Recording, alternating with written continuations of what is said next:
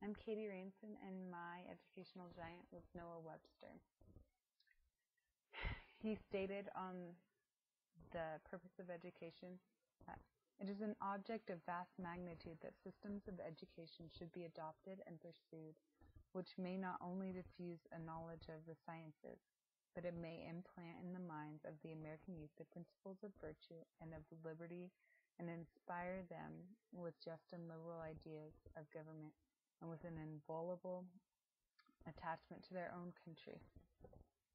He was born on October 16, 1758, and at only 16 years of age, he entered into Yale University. For a short time during his college years, in 1777, he entered into the Revolutionary War. A funny story is when he was in the war, his brothers, and his father tried to join the Battle of Saratoga, but by the time they got there, the war was already over. America had won. And in 1778, he graduated from Yale, and he wanted to start practicing law then, but his dad didn't have the means to support him. And he took a job as a headmaster, first in Glastonbury and then in West Hartford, Connecticut. And in 1780, he moved to Litchfield, Connecticut to study law. And he opened a school in Sharon, Connecticut.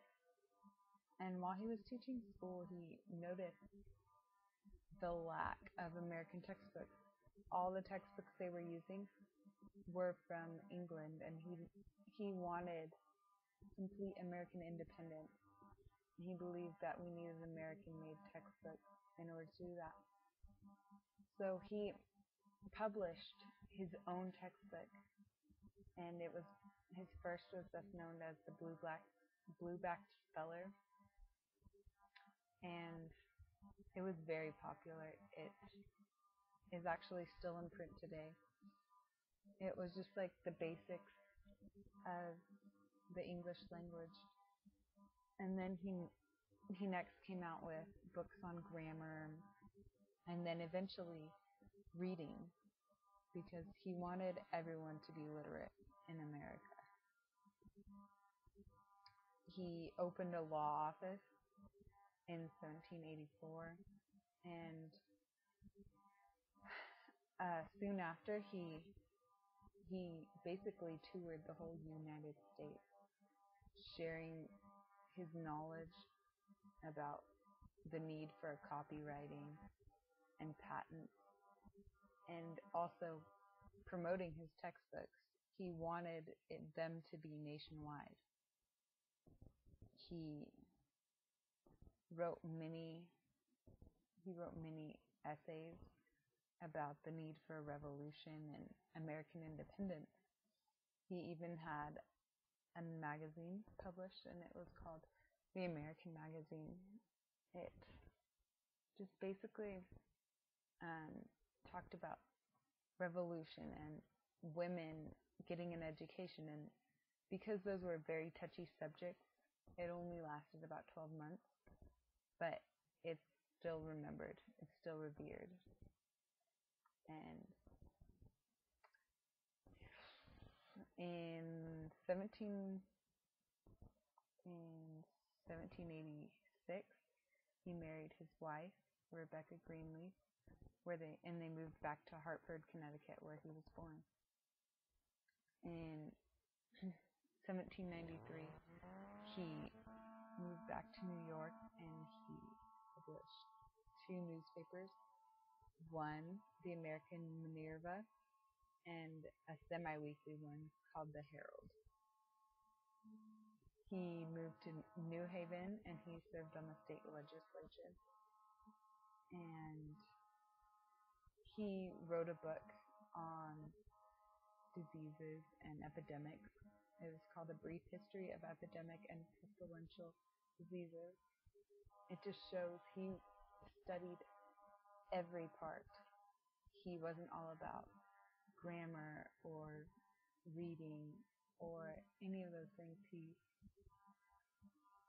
He knew a lot. Like, he studied all parts of education. In 1806, he published the first American dictionary, which was called a compendious dictionary of the English language. And he published it because he noticed that Americans pronounce different words differently, in the different areas that they lived. He believed that to show a unified front, we needed to speak the same. We needed to just all have the same way of spelling something. Like, he changed the spellings of something just to show the difference in American English and British English. He moved to Amherst, Massachusetts in 1812 and was part of the state legislature there.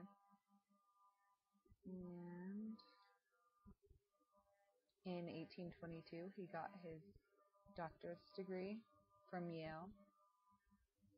And then when he was 70 years old, in 1828, he published his second dictionary, which was a full dictionary. The first was basically just stating that American English is different. But this dictionary had almost 4,000 new words that had never been in any other dictionary before. It was called An American Dictionary of the English Language. And he'll always be remembered. He's still on the cover of our dictionaries, and he died in 1843 and was buried on the Grove Street Cemetery in New Haven with his wife Rebecca. Major contributions he left are the school he opened in Sharon, Connecticut, and the blue-backed speller is still in print, as I said. And it just really set the grounds for American grammar and American spelling and like literacy in America. He was a major advocate of independence. He served not only as a soldier fighting for the revolution, but as a judge and a state legislator, and was one of the founding fathers. He pushed big time for the Constitutional Convention, and he was vocal about what he wanted from this country. He established copyright and patent laws in America, and that really helped America set itself apart from England and wherever their descendants from. And it encouraged reading and proper pronunciation. He was an author. He wrote about many different things and was influential in that way. And he was a lexicographer he wrote the dictionary, like the first American dictionary, and it really set the stage for all other dictionaries in America and elsewhere. Its effects today are we spell things different. They used to spell color COLOUR, but he changed it to COLOR because he wanted America to be different, because we were independent. He stressed grammar, which is still a big stress in schools today. Also, reading. He was a huge advocate of reading. He wrote so people could read. He wanted everyone to be literate here in America. He set up the copyright and patent laws he set the stage, as I said, for all American dictionaries, and he preached independence, which is what America's all about. Thank you. That's Noah Webster.